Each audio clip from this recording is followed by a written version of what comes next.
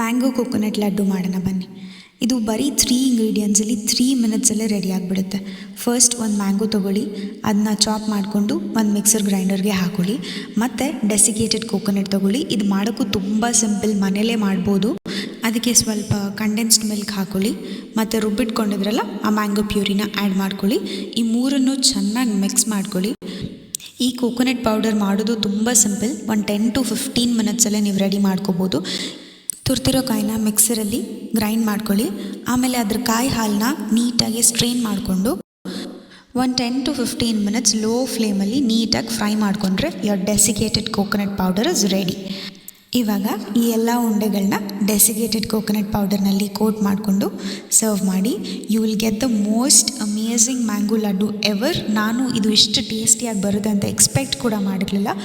ಒಂದು ಸಲ ಟ್ರೈ ಮಾಡಿ, ಸಖತ್ತಾಗಿರುತ್ತೆ.